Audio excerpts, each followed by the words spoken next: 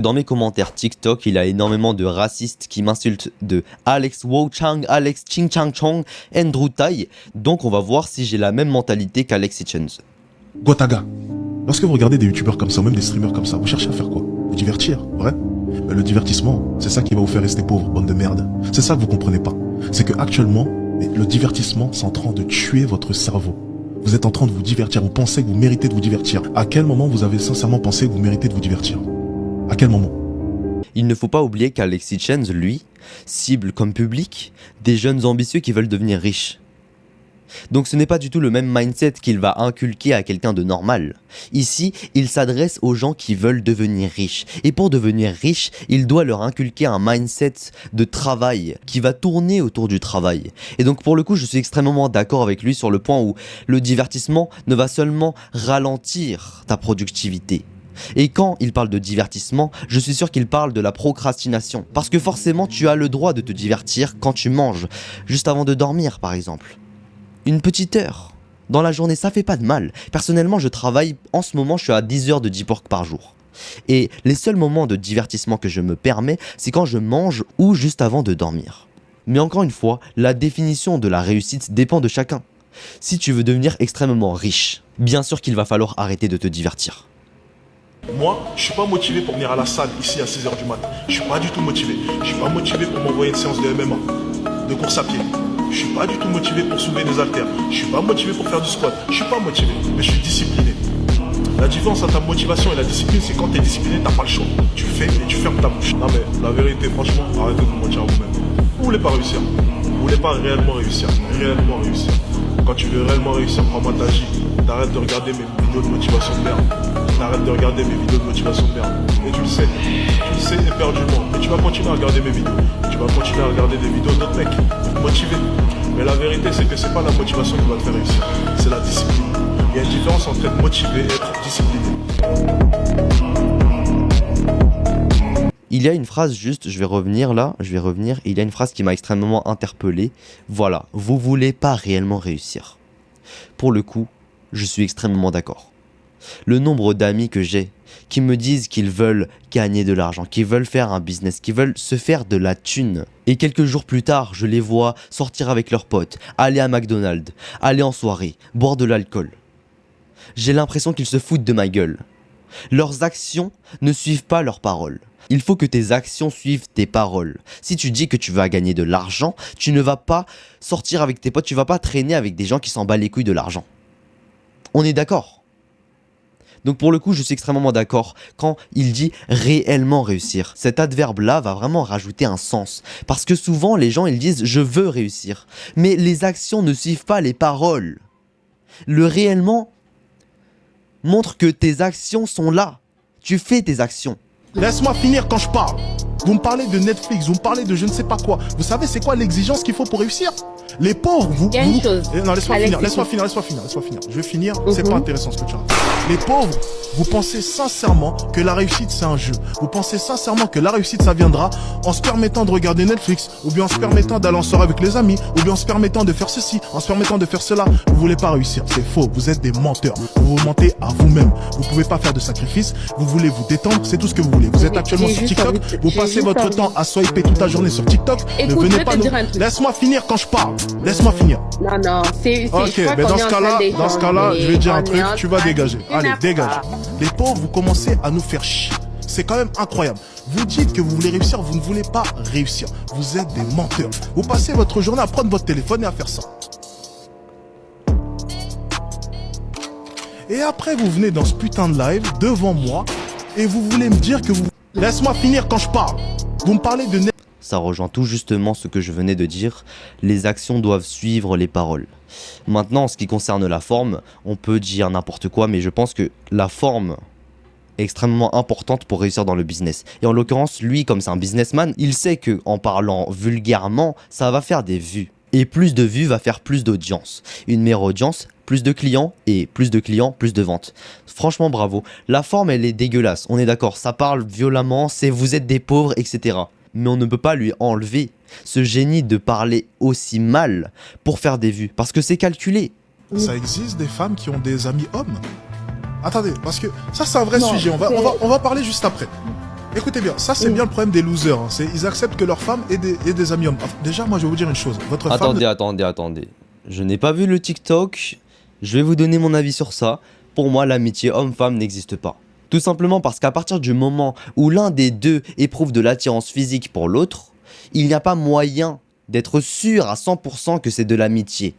Et je pense que l'amitié homme-femme existe seulement quand tu n'éprouves pas d'attirance physique envers l'autre. Après, chacun son avis. En fait, ça dépend des définitions. Moi, ma définition de l'amitié, c'est amitié pour toujours. C'est amitié long terme. À partir du moment où j'ai cette définition-là, je ne peux pas être ami avec une fille que je trouve belle, qui a les mêmes valeurs que moi, qui est compatible avec moi amoureusement. Pourquoi tu ne serais pas ma meuf alors, hein? Tous les amis hommes attendent patiemment le jour où ils pourront te niquer. On le sait. L'amitié homme-femme, un éternel débat. Vous êtes amis avec des personnes qui ne vous apportent rien. C'est un concept vraiment super intéressant, ça. C'est vrai que je suis du même avis. Pour moi, une fille amie ne peut pas apporter plus qu'un homme ami. Et particulièrement pour le cas des gens dans le développement personnel. Parce que les gens dans le dev perso, eux, aspirent à gagner de l'argent en étant jeunes. Eux aspirent à se muscler. Et le muscle, l'argent, est beaucoup plus associé à l'homme qu'à la femme. Une femme va être souvent moins ambitieuse à gagner de l'argent qu'un homme. Donc forcément, un ami homme, c'est mieux. Pour moi, attention, liberté d'expression. Ce manga, franchement, les gars, vous avez autre chose à faire que regarder des mangas. Hein. Les mecs, je les vois One Piece. Oh, One Pice, c'est trop bien, c'est toi. Ouais. Maman, elle est toujours à Lidl. Quoi. Arrête un peu, regarde des trucs un peu intelligents. Par contre, il y a un truc. Même moi, j'ai regardé, les gars. Je pense même que tout le monde a regardé. Franchement, je pense que tout le monde a regardé. Death Note. C'est incroyable. C'est le truc le plus incroyable que j'ai vu. Oui, il n'y avait pas des super pouvoirs, c'est ça que j'aime, tu vois, il y a pas de... Moi, j'aime bien les trucs cérébrales, tu vois. Donc, le problème des mangas ou ce genre de conneries, c'est que depuis petit, je vois des super pouvoirs, des trucs, moi, ça m'intéresse pas trop, tu vois, les trucs de... Vous voyez compris, c'est pas trop mon style. Ça dégage sur le côté. Par contre, Death Note, ce que j'aime bien, c'est le côté vraiment cérébral du truc. Et ça, j'ai adoré. Et je trouvais que c'était super fin. C'était vraiment un duel mental entre deux protagonistes. Et j'ai trouvé ça vraiment très intéressant. Et ça fait un peu travailler les matières grises. Et ça, c'est intéressant. Quand vous regardez des choses, ok, certains vont me dire le divertissement, c'est utile. Bon, ok. Quand vous vous divertissez, essayez au moins de regarder des choses ludiques où vous allez en apprendre un peu.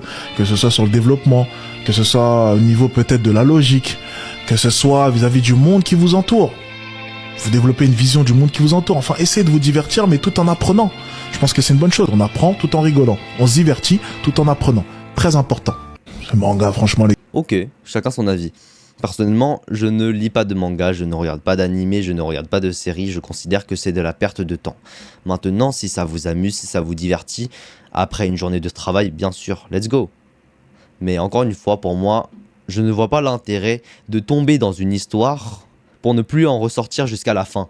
Parce que les scénaristes sont super forts. Tu regardes un épisode d'une bonne série, tu vas vouloir la finir. Et si tu regardes les autres épisodes, tu vas perdre du temps dans tes projets business, forcément. Alexis Chen, j'ai vu, il est passé en mode streamer, il faisait comme moi des trucs dans la rue, des caméras cachées, des galères de ouf, je sais pas quoi. Il a vu que ça payait pas, là il fait streamer. On a calculé là, j'ai calculé avec les gars de mon club. Là cette nuit on a parlé jusqu'à 4h du matin, j'étais éclaté, les gars, jusqu'à 5h du matin. Il touche minimum, je fais le calcul, entre 60 et 80 000 euros par mois, minimum. Là on parle que de vues YouTube, TikTok, etc., etc. Si en plus il vend des formations, parce qu'il vend des formations, ça se trouve il est pas loin, certains mois, quand il fait des offres, à 100 000 euros par mois. Il est parti à Dubaï, donc là il va faire du net de ouf, il va faire ça se trouve 95% net, les gars. 95 000 euros net. Pour faire des lives comme ça, de 1 heure, 2 heures, tu parles d'un thème, tac, tac, tac, vas-y, je parle de 5 thèmes, et ça va faire 5 vidéos, et tu peux poster plusieurs vidéos par jour. Là, je me fais chier à réfléchir. Qu'est-ce que je peux faire? Ça fait 2 semaines que j'ai pas fait les vidéos sur Automillionnaire. Attends, c'est quoi le concept? Faut que je parle de quoi? Attends, vas-y, je mets le bandeau, mais j'ai plus d'argent, je peux plus faire de trade, qu'est-ce que je peux faire? T'es comme ça à chercher? Alors qu'en fait, j'ai juste à faire des putains de lives. Même ma chère, il fait ça. Là, Alexis Chen. Et il faut savoir qu'Alexis Chen, lui, a réussi à percer grâce à son talk, à sa capacité de parler, et aussi grâce à ses discours qui sont extrêmement polarisants. C'est-à-dire, quand je dis polarisant, c'est qu'il divise l'opinion du public en deux. Par exemple, quand tu dis que l'homme est supérieur à la femme, tu vas diviser l'opinion du public en deux. T'as ceux qui sont d'accord et t'as ceux qui ne sont pas d'accord. Ceux qui sont d'accord, ça va souvent être des hommes, et souvent ceux qui ne sont pas d'accord, les femmes, car elles sont attaquées par la citation homme supérieur à la femme, donc ce sera les femmes. Et en fait, en utilisant ce biais de psychologie, il va faire en sorte que les viewers qui sont d'accord avec lui vont encore plus s'attacher à lui, puisqu'il dit des choses controversées, et les féministes ou les femmes qui ne sont pas en accord avec lui, comme elles sont des haters, elles vont commenter sur ses TikTok, ce qui va lui permettre de faire plus de vues, plus d'audience, donc plus de clients et donc plus de revenus. Donc super bonne stratégie de polarisation, génial.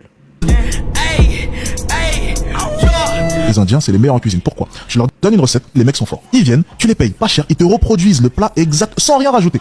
Il a dit c'est la meilleure main d'œuvre en cuisine. Je sais que c'est dur de séparer un peu les immigrants, je sais que c'est dur de dire ok un tel est meilleur, un tel est mieux, un tel est moins bien, un tel est moins bien, mais au bout d'un moment il faut voir la vérité en face. Je suis désolé, il y a des immigrants qui sont de bien meilleure qualité que d'autres et ça on le sait, il faut arrêter. Je suis désolé, tous les immigrants n'ont pas la même valeur et on le sait. En quoi c'est raciste de dire un fait? Je ne comprends pas.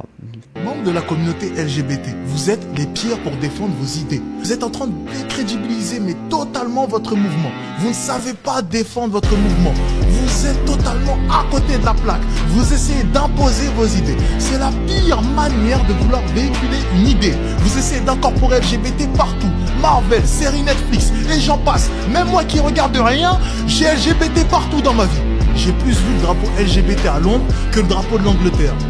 Vous êtes idiots. Ils nous foutent des super girls. La fille elle débarque, elle dégomme tout le monde. C'est toujours comme ça. Arrêtez de nous foutre du féminisme et du LGBT partout. Ils nous foutent des noirs aussi partout dans les Disney. Mais c'est quoi ces conneries là? Arrêtez un peu. Ça devient ridicule. Ça devient con. On change tous les héros, toutes les histoires. Les gens deviennent gays. Les gens deviennent noirs. Ça n'a pas de sens. La petite sirène noire, t'as vu ça où toi? Les gens sont complètement fous. J'ai vu la petite sirène noire. C'est ridicule. Je me suis dit mais on est ridicule. Qu'est-ce qu'ils sont en train de nous foutre la honte avec la petite sirène noire? Est-ce qu'on a vraiment besoin de ça? Non! Féminisation de la société. Féminisation de la société. Encore une fois, les idées LGBT sont bonnes, originellement. C'est juste que le mouvement LGBT devient trop toxique. Il force. Il se positionne en tant que victime. Et j'ai vraiment remarqué que ces dernières années, le féminisme et le LGBTisme envahissent le monde. Je vais vous expliquer pourquoi. Je suis en cours d'LLCE. Personnellement, je suis en cours d'LLCE. LLCE, c'est une spécialité anglaise. La professeure nous donne des cours de féminisme. Si on ne répond pas d'une manière pro-féministe, elle met une mauvaise note. Ça, déjà, c'est super grave, on est d'accord. Parce que la liberté d'opinion, elle n'y est pas dans les contrôles. C'est abusé, les gars. Mon épreuve en LLCE, c'était une épreuve de féminisme. C'était pour défendre les femmes. Et du coup, qu'est-ce que je devais faire? Je devais me mettre à la place d'une femme, enfin d'un féministe, pardon. Je devais me mettre à la place d'un féministe pour écrire et avoir une bonne note. Verdict, j'ai eu 16 sur 20. Parce que je connais un petit peu les arguments des féministes. Je suis pas forcément féministe, mais pour le coup, je sais vraiment me mettre à la place d'un féministe, puisque j'ai beaucoup étudié ce thème-là, donc forcément, j'ai eu un 16 sur 20. Carré, j'étais en mode je suis vraiment un escroc moi. Et c'est vraiment trop drôle parce que tout ce que j'ai écrit sur la feuille de l'examen est en réalité pur mensonge. Je me mettais à la place du féministe pour en gros laver le cerveau du professeur et ça a marché. En fait, moi j'ai pas de problème à te raconter, au contraire j'ai une demande à te faire. Aucun problème à me raconter, par contre une demande, ok. Le roi du Nord va essayer de répondre à ta demande. Dis-moi, oula, t'es sollicité toi. En fait, je pense que je suis la femme de ta vie.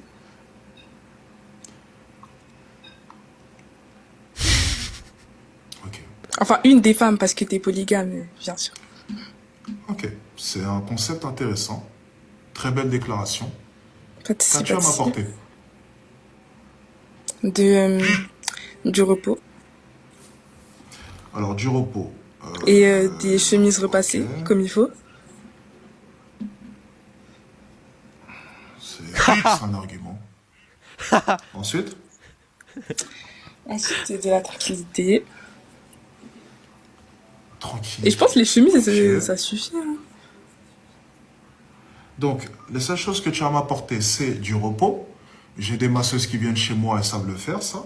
Donc ça, c'est barré. Ensuite, des chemises repassées. J'ai la femme de ménage, je peux lui demander de repasser les chemises. Ça, c'est viré. De la tranquillité, c'est la moindre des choses. Hein. C'est toi qui rentres dans ma vie. Donc ça, c'est effacé. Résultat, ça fait 0. Tu peux rien m'apporter. J'aurais essayé, c'est pas grave. Pas de souci. Passez une bonne soirée. Merci. Ouais, on enchaîne. À chaque fois que ça se passe comme ça, les femmes ne se préparent pas à cette question. À chaque fois, c'est pareil. Les filles rentrent dans mes lives. Oui, je te trouve super beau.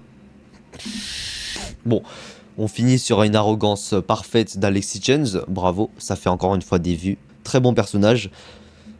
Dans l'ensemble, je suis assez d'accord avec lui. Je pense qu'il adopte un très bon mindset en ce qui concerne du business. Mais pour ce qui est des questions de relations hommes-femmes, etc., je suis, on va dire, à 50% d'accord avec lui. Voilà, c'était tout. Pouh